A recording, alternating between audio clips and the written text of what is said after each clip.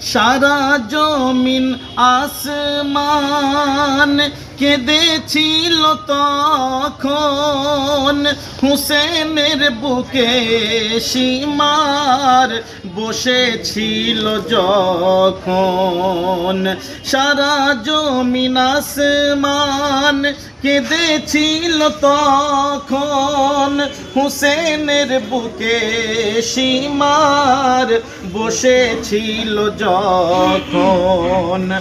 ওরে ও পাষাণ সীমার নূরানি মুখ তাহার, খঞ্জর তুমি তাকে ও গো মেরো না।